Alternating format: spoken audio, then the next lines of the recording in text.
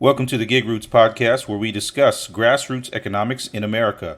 Each episode, we talk with people who are working toward community transformation at the grassroots level. Let's go.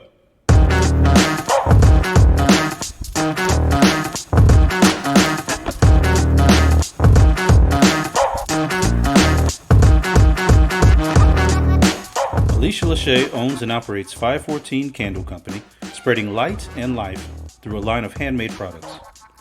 She opened her doors in 2016, and ever since she's been on a mission to promote peace and joy to households everywhere. Miss Alisha Lauchie, how are you? Good. How are you? I'm doing well. So I'm curious, tell me about 514 Candles. How'd you get started with that? Absolutely. Yeah. So 514 Candles started as it's a hobby, something I was doing for fun, actually.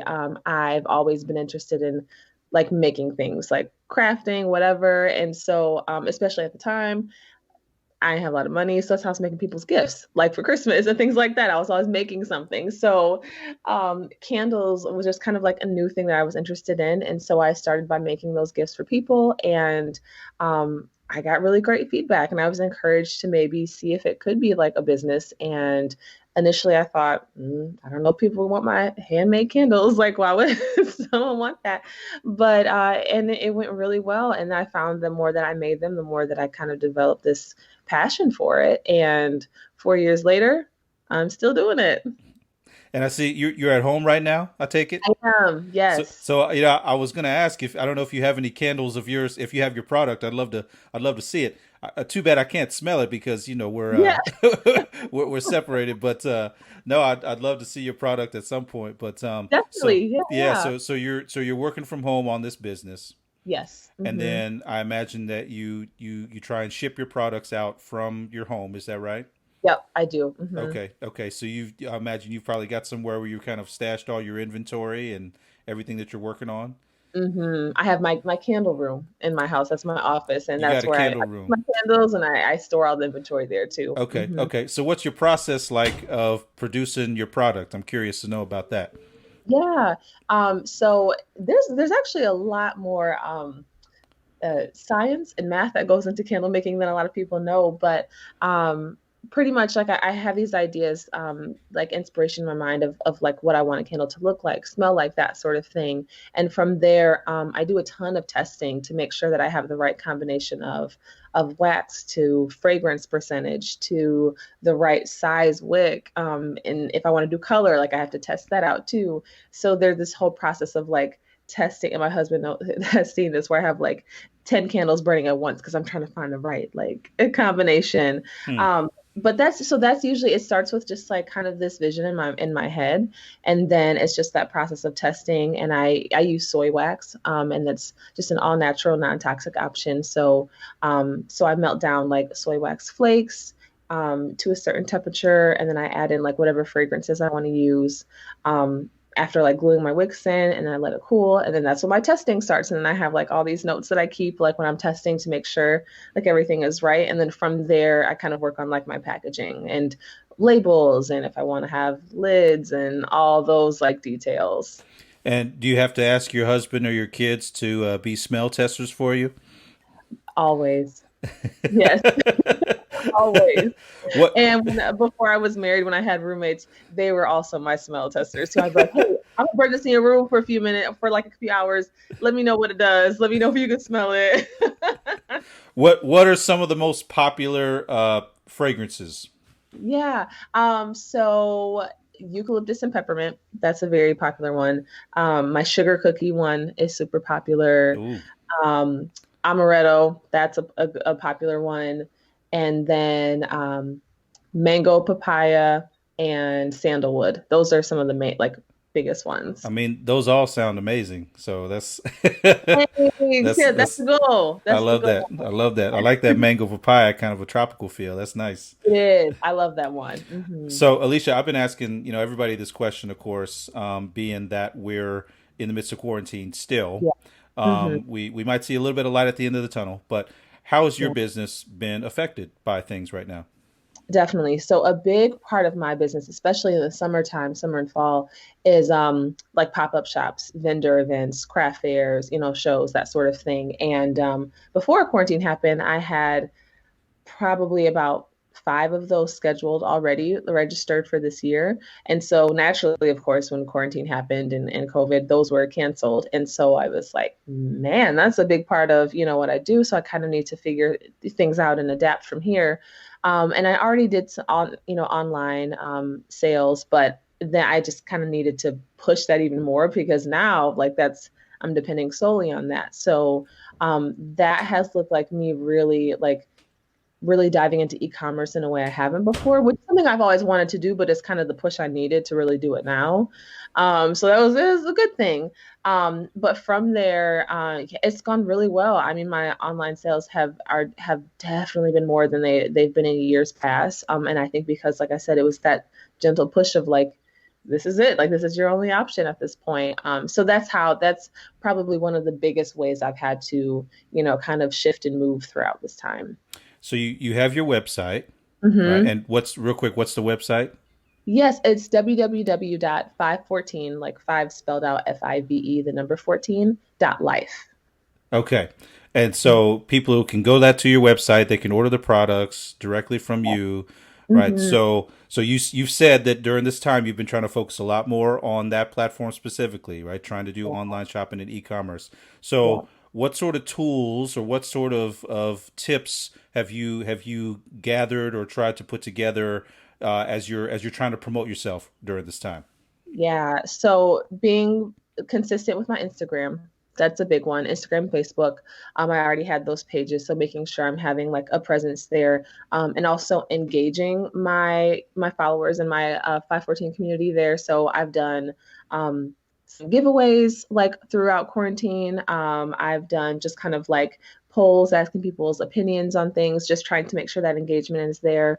And then also I've done gotten back into my email marketing. Like that was something that I had kind of like let go, over time, throughout the years. And then I've definitely rediscovered the value in like having your email subscribers and like connecting with them on a consistent basis. And that I think has been one of the biggest things that's been big for just like my e-commerce and everything. So yeah, those have been the primary ways that I've shown up. And I have a few other things coming up that I'm excited about that I haven't announced that You can't put that out there and not follow up on I that. know, I know. Might be a blog. I don't know. Might have a blog coming through Yeah. to share just some more, some information about candle related things, non-candle related things, but just trying to, put more content out there and help engage the people that have been following 514 and have been, supporting 514. Between the website, social media, Hmm. email marketing, and then you're talking about a blog. I mean, that's a Hmm. lot of content, right? That's a lot of Yeah. different channels to help manage. I see you laugh Yes, because you realize yes. it's like kind of marketing yourself almost becomes another job on top Yeah. of trying to manage the business. So how do you manage all that? Great question. And I'm not going to lie, I'm definitely still finding the balance in that because I've never done this much kind of like marketing and content building before. So, really, what I just try to do is I try to not make it something I have to do every day, but just like carving out some time once in my week to like sit down. Okay, I'm going to schedule out these posts for the month. So I don't have to come back to it. I'm going to schedule out my emails for the month so I don't have to, come back to it. And that has been really helpful for again, and not taking up so much time every day, but I kind of just try to carve out some scheduled time here and there where I do as much as I can so that I don't have to be doing it like constantly. Have you found any helpful tools or apps that you want to mention that you've been utilizing to help you manage some of those things? Definitely. So I use Shopify as my e-commerce platform and I love it. Like I love everything about it. Just because it's built for e-commerce. There's so many different like apps that you can add on. And I'm trying to think of the name of it slips my mind now, but there's email marketing apps that you can just add on to your Shopify store. And then like you can schedule posts. I used to use MailChimp, which MailChimp works really, really well. So that definitely anyone can use that. And there's just the new one that I'm using escapes my mind. I know it begins with an O. but I can't think of the name of it. Um, There's a lot of them out there. Yeah. there are so many. Yeah, there's Yeah. so many. There's some that are, I still utilize the free ones, but there's ones that, you pay a fee, per month. But um, just having, just if you search like email marketing or that sort of thing, there's tons that you can find that you can schedule. And even MailChimp was really nice. This one does a similar thing where it'll give you the stats of like how many people opened your email, how many people clicked on your website from your email. And I found those things to be really helpful. Um, so those have been great. And then, um, yeah, I just use regular old Instagram and Facebook. I post something once on Instagram and make sure it shares to Facebook automatically. So Hmm. that's just another, so I don't have to do double posting. So those two have just been really good. But Shopify has been a great platform for me. So who else is on your team? Or are you running solo? I'm running solo, but I have some frequent people that do help me out. Like my sister Leah, she has helped me with craft shows. She's helped me with I've done some candle making classes, and she has absolutely helped me with those. And I have another friend like Melody too, who like I'm like, hey, I got this craft show on June such and such. What you doing? Can you help me out? So I have my help me out people that have been just like, supporting me. But so no official team members, but definitely those people that have in my life that have just been like, what do you need? We got you, sort of thing. As you think about, eventually things getting back to some kind of normalcy, Hmm. things getting back to normal, what's your plan? That is a great question. I think I want to maintain the momentum that I've created and established so far.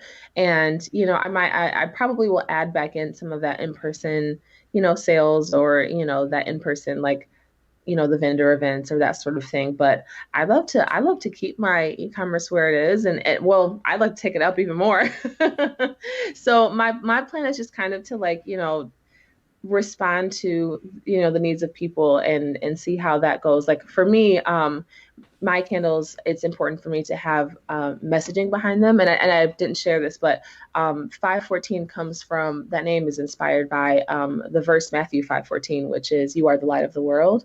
And so like that's kind of the inspiration behind all of my candles. Is my hope is that it just is light to people, and it reminds them to be lights in the world. And I've one of my candle collections specifically is called the Life Collection, and every candle has a different word like peace, love, joy, courage. That's like big on the candle label, and the fragrance match.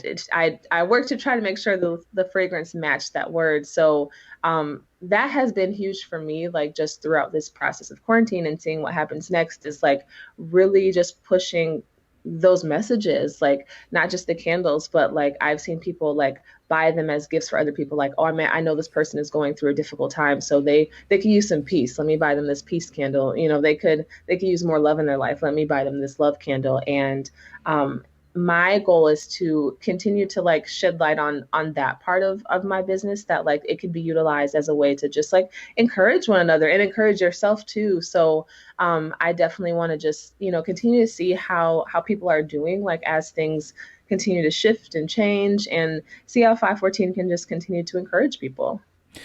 What's your goal over the next year in terms of growth for your business? What are you looking forward to? Yes. Having a team, that's on the list. Definitely having a team, developing a team.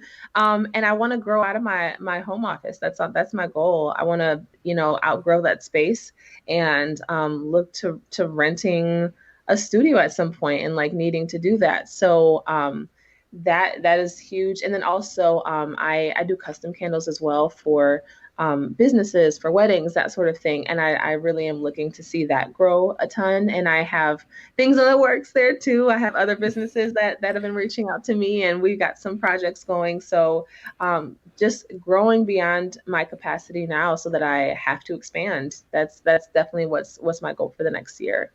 Well, all that sounds really exciting, Alicia. I look forward to seeing some of these new things that you want to roll out and just Thank following your you. progress. I think it's wonderful. through this podcast here. We look forward to letting you shine your light in front of everybody, Mhm. and sharing Thank that you. messaging with everybody. That's really beautiful. I appreciate that. So, we're gonna have the links up online for to your website and to your social channels so people can find you. Mhm. Anything coming up in terms of any special events or promos or things that you want to highlight? Let's see. Nothing as of yet, but there's things coming. I don't have official drop dates, but there's coming. So I would encourage anyone to subscribe to our email list. That's where you get like announcements of you'll be the first to know about, if there's something, there's a release of a new product, hint hint, you'll be the first to know about that and the blog and just like I do deals all the time of like, coupons, that sort of thing. So subscribe to my email list and you will be the first to know about anything coming up. Excellent. All right. We'll catch you next time. Thank you so much. Thank you. Alisha, we appreciate you and 514 Candle Company for letting your light shine. There are millions of micro enterprises across the country bringing their products, services, and ideas to the greater marketplace.